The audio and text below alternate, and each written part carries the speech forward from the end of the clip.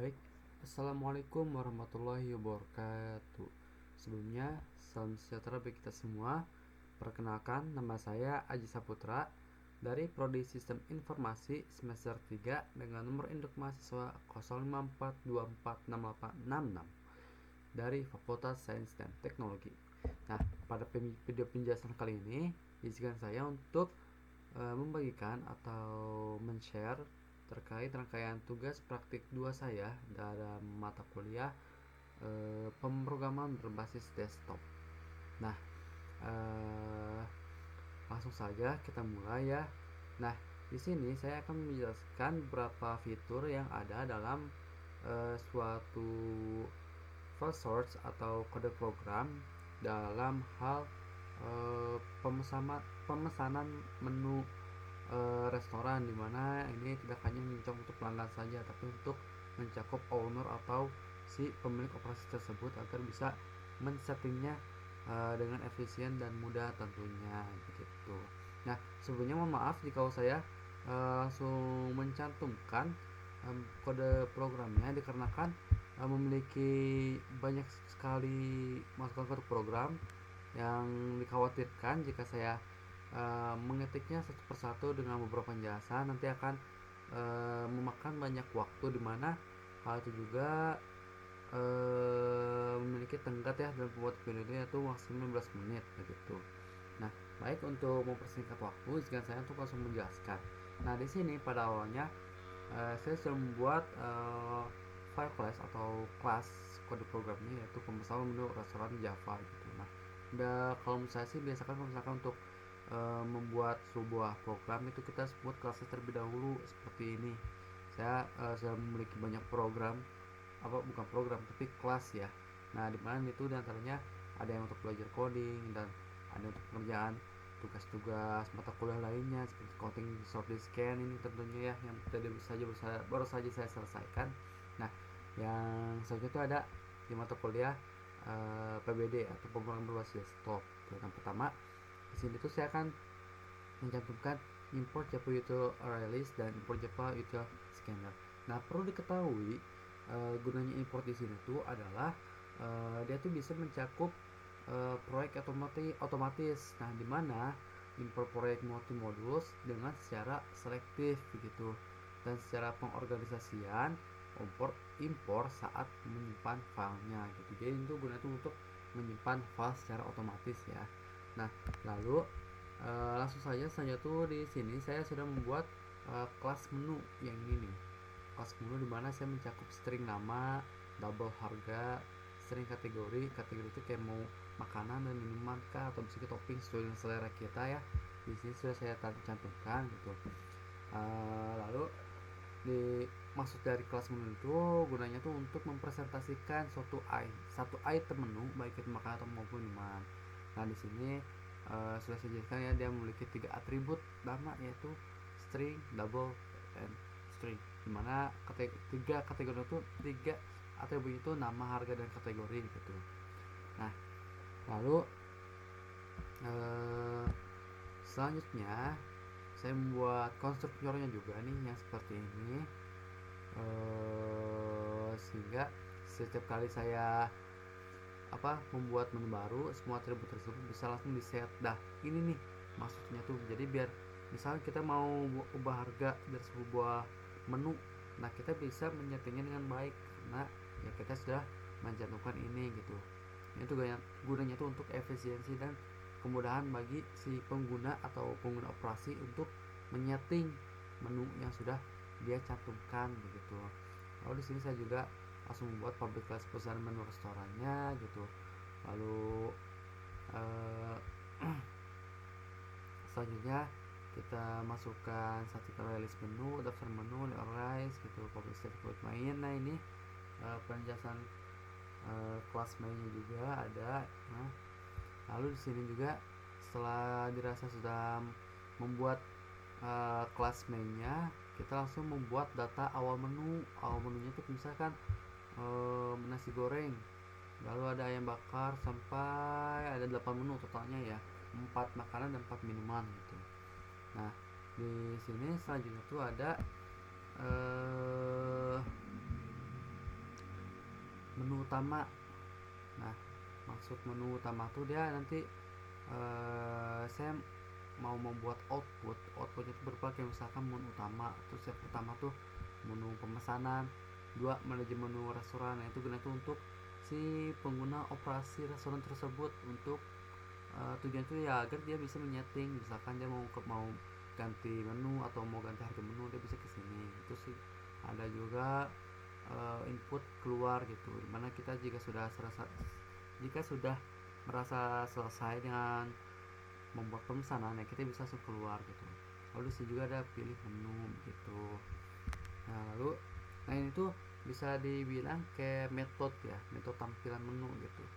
Metode tampilan itu kayak menampilkan sebuah daftar harga makanan dan minuman yang tersedia gitu. Menu ditampilkan berdasarkan kategorinya gitu. Di sini ada pilihannya, misalkan case 1 menu pemesanan, lalu ada case 2 atau yang dimana tuh menu manajemen untuk pengguna operasi itu. Dan case 3 tuh kita bisa mengucapkan dengan terima kasih telah menggunakan sistem return gitu, input tidak balik kalau dia memiliki input yang rasanya tidak balik bagi si kode programnya ini gitu.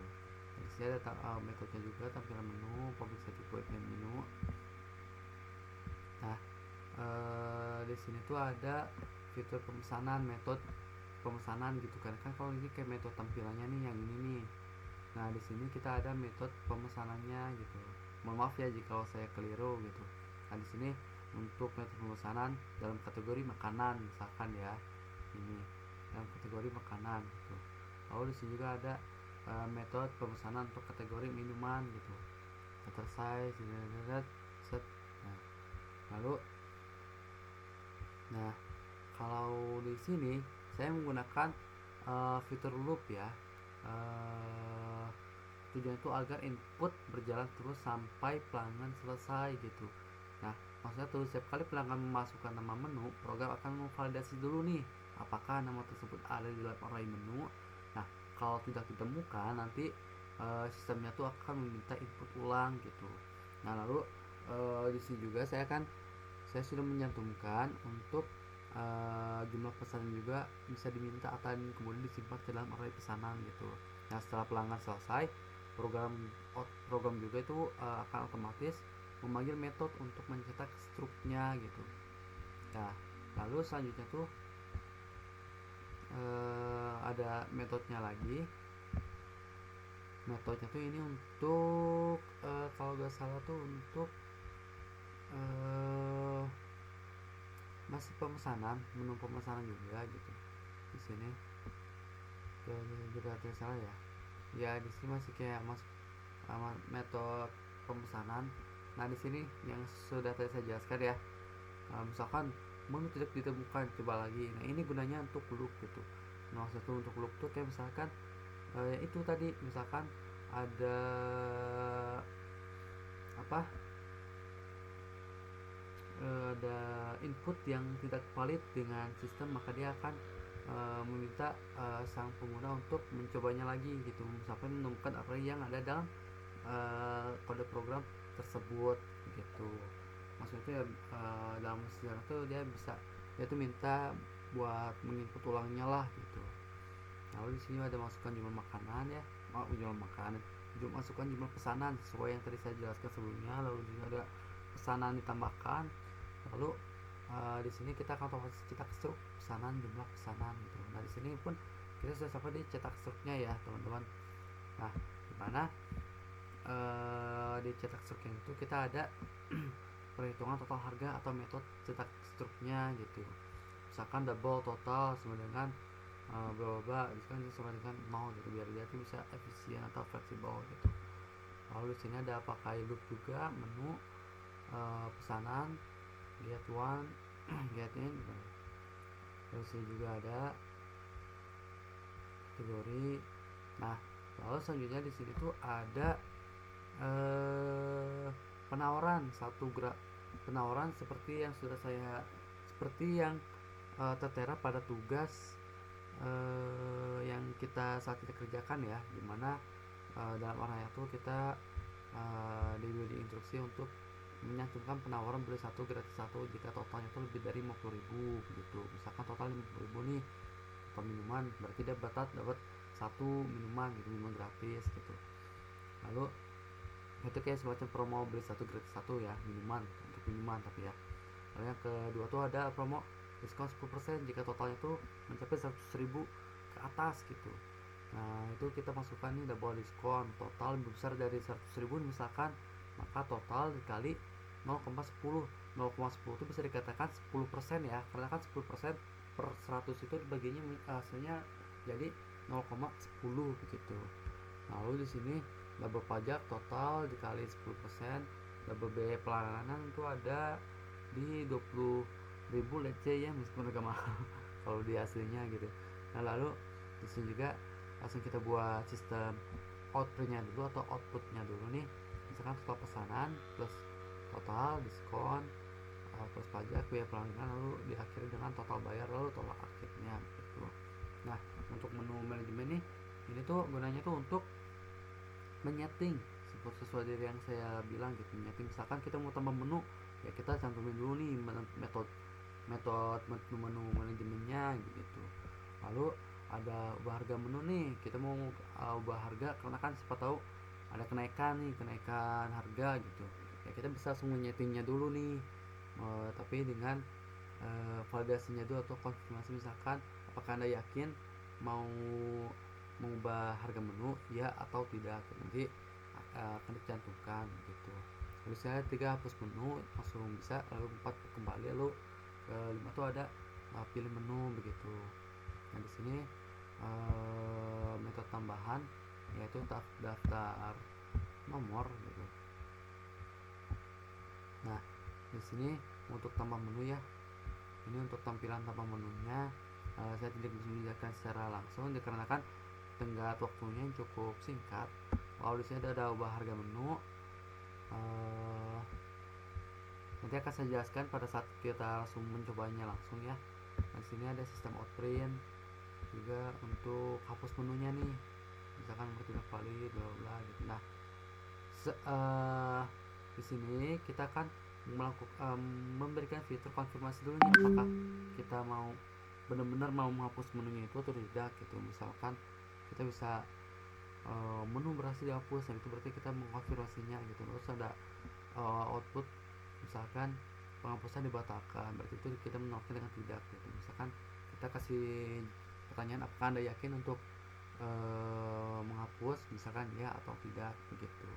Langsung kita ini. Nah di sini kan ada 3 nih, ada 3 menu utama. Misalkan saya mau menu pemesanan satu, misalkan saya langsung beli nasi goreng satu, masukkan nama menu, nama menunya misalkan nasi goreng, masukkan jumlahnya, misalnya jumlahnya 5 set. Nah terus masukkan nama menu atau ketik selesai, udah saya selesai saja gitu. Anda kan otomatis keluar seperti ini hasilnya ya. Pajak 10% biaya pelayanan 20.000, totalnya 145.000 gitu. Lalu yang kedua ada manajemen restoran, misalkan saya mau ubah harga menu. Oke, harga menu pilih nomor yang ingin diubah, misalkan mie goreng, oh enggak, ayam bakar deh, misalkan ayam bakar. Karena di sini kita dikasih konfirmasi, pertanyaan konfirmasi terdahulu apa kita yakin mau harganya tidak, kayak misalkan kita mau ya udah ketik ya gitu, masukkan harga baru, misalkan ayamnya naik nih, kita tulis saja jadi 35.000 satu, jadi RP 35.000. Nah saya itu lalu ini, oke ini udah ya. Lalu misalkan kita run lagi ya, misalkan 2 lagi misalkan ya, kita mau hapus menu nih.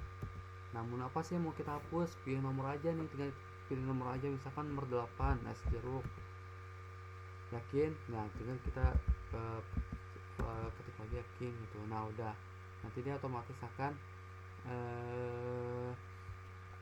langsung mual outputnya kayak ya menu berhasil dihapus gitu, berarti itu tanya kita sudah berhasil gitu. Lalu kita pencet kembali aja nomor 4. Lalu setelah dirasa kita sudah selesai menyeting pemesanan harga atau daftar menu restoran kita, ya kita bisa langsung keluar gitu. Nah, nanti di sini ada keluar. Terima kasih telah menggunakan sistem gitu. Kayak gitu. Oke. Nah, mungkin itu saja penjelasan dari yang dapat saya sampaikan. Mohon maaf jika kurang dipahami atau masih ada kekurangan. Saya masih belajar. Sekian dari saya. Wassalamualaikum warahmatullahi wabarakatuh.